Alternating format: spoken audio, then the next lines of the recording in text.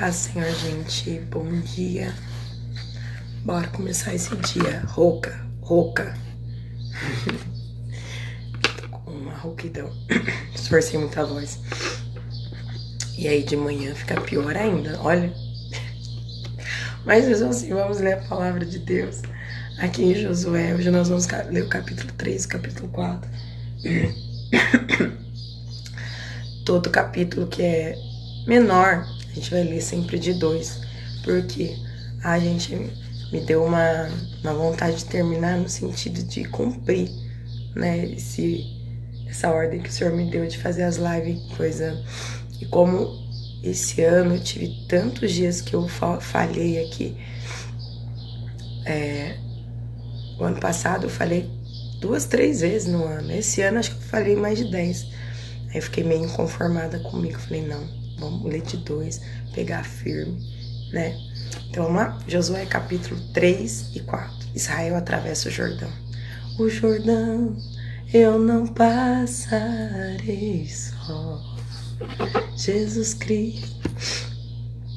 Tá, o que quer cantar ainda, né? Mas é tão bom louvar o Senhor. Israel atravessa o Jordão. No dia seguinte, logo cedo, Josué e todos os israelitas partiram de Sitim e chegaram às margens do Jordão, onde acamparam antes de atravessar o rio. 3 dias depois, os oficiais percorreram o acampamento e deram a seguinte ordem ao povo. Quando virem a arca da aliança do Senhor, né, que simboliza a presença de Deus, seu Deus, sendo carregada pelos sacerdotes levitas, saiam de suas posições e sigam a arca. Tenham o cuidado de ficar cerca de 1 quilômetro atrás dela. Não se aproximem demais. Assim, vocês saberão por onde ir, pois nunca passaram por este caminho. Então Josué disse ao povo: purifiquem-se, pois amanhã o Senhor fará grandes maravilhas entre vocês. Pela manhã, Josué disse aos sacerdotes: levantem a arca da aliança e conduzam o povo para o outro lado do rio. Eles levantaram a arca da aliança e foram à frente do povo. O Senhor disse a Josué: hoje começarei a fazer de você um grande líder aos olhos de todo Israel. Eles saberão que estou com você, assim como estive com Moisés. Dê a seguinte ordem aos sacerdotes que carregam a arca da aliança: quando chegarem junto às margens do rio, parem exatamente ali. Então Josué disse aos israelitas: aproximem-se e ouçam o que diz o Senhor, seu Deus. Hoje vocês saberão que o Deus vivo está entre vocês. Ele certamente expulsará os cananeus, os hititas, os heveus, os ferezeus, os girgazeus, os amorreus, os jebuseus de diante de vocês. Vejam a arca da aliança que pertence ao soberano de toda a terra. Mais um atributo de Deus, né? Soberano de toda a terra. Os conduzirá para o outro lado do Jordão. Desculpa. Escolheu agora 12 homens das tribos de Israel. Um de cada tribo. Os sacerdotes levarão a arca do Senhor, o soberano de toda a terra. Assim que seus pés tocarem as águas do Jordão, a correnteza será interrompida rio acima, e as águas se levantarão como um muro. O povo deixou o acampamento para atravessar o Jordão, e os sacerdotes que levavam a arca da aliança foram à frente deles. Era a estação da colheita e o Jordão transbordava sobre as margens. Assim que os sacerdotes que levavam a arca puseram os pés na água junto às margens do rio, a correnteza acima daquele ponto foi interrompida e começou a se acumular a uma grande distância de lá, perto da cidade chamada Adam, nos arredores de Zaretã. E a água abaixo daquele ponto correu para o Mar Morto até o leito do rio secar. Então todo o povo atravessou em frente à cidade de Jericó. Os sacerdotes que levavam a arca da aliança do Senhor ficaram parados no meio do leito do rio, em terra seca, enquanto o povo passava. Esperavam ali até que todo Israel tivesse atravessado o Jordão em terra seca. Eu amo essa história, meu pai ministra muito sobre essa história, sobre a necessidade da gente pôr o pé na água, né? Quem que está na liderança ou quem Deus te deu uma ordem, o que você faz? Você põe o pé na água, né? O rio não abriu antes, mas quando eles puseram o pé na água, com a arca do Senhor, simbolizando a presença do Senhor, então as águas pararam, né? As águas que vinham de cima pararam, e lógico que as de baixo correram e ali ficou um espaço seco. Então a gente precisa entender que algumas situações da nossa vida Deus vai fazer, mas a gente vai ter que pôr o pé primeiro, dar o primeiro passo, né? Vamos ler também agora Josué capítulo 4, os monumentos da travessia do Jordão.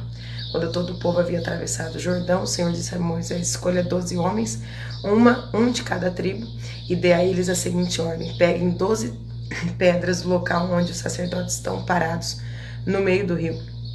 Levem as pedras com vocês e amontoem-nas no lugar onde vão acampar à noite. Então Josué convocou os 12 homens que havia escolhido, um de cada tribo de Israel, e lhes disse: vão até o meio do Jordão, é o meio, para vocês lembrar, né? À frente da arca do Senhor seu Deus, cada um de vocês pega uma pedra e carregue-a sobre o ombro. Será 12 pedras no total, uma para cada tribo de Israel. Elas serão um monumento entre vocês. No futuro, seus filhos perguntarão: o que significam essas pedras? E vocês dirão: elas servem para nos lembrar que o Rio Jordão parou de correr quando a arca da aliança do Senhor passou por ele. Essas pedras serão uma recordação no meio dos israelitas para sempre. Assim os israelitas fizeram como Josué havia ordenado. Pegaram 12 pedras do meio do Jordão, uma para cada tribo, exatamente como o Senhor tinha dito a Moisés. Levaram as pedras ao lugar onde acamparam aquela noite e as deixaram ali. Josué também ergueu um monumento com 12 pedras no meio do Jordão, no lugar onde haviam parado os sacerdotes que levavam a arca da aliança. Essas pedras estão lá até hoje. Os sacerdotes que levavam a arca ficaram parados no meio do rio até que fosse cumprida todas as ordens do Senhor a Josué por Moisés. E o povo se apressou em atravessar o leito do rio. Quando todos chegaram ao outro lado, os sacerdotes atravessaram com a arca do Senhor enquanto o povo observava. Os guerreiros das tribos de Ruben, Gade e da minha tribo de Manassés atravessaram a frente dos israelitas armados conforme Moisés havia instruído. Esses homens, cerca de 40.000, estavam armados para a guerra, e o Senhor ia com eles enquanto avançavam para a planície de Jericó. Naquele dia o Senhor fez de Josué um grande líder aos olhos de todo Israel, e eles o respeitaram enquanto ele viveu, como havia respeitado a Moisés. O Senhor disse a Josué: ordene aos sacerdotes que levam a arca da aliança, que saiam do meio do rio. Então Josué ordenou: saiam do meio do rio. Assim que os sacerdotes que levavam a arca da aliança do Senhor saíram do leito do rio e pisaram em terra seca, a água do Jordão voltou a fluir e transbordou sobre as margens como antes. O povo atravessou o Jordão no 10º dia do primeiro mês e acampou em Gilgal, a leste de Jericó. Foi ali em Gilgal que Josué ergueu um monumento com as 12 pedras tiradas do Jordão.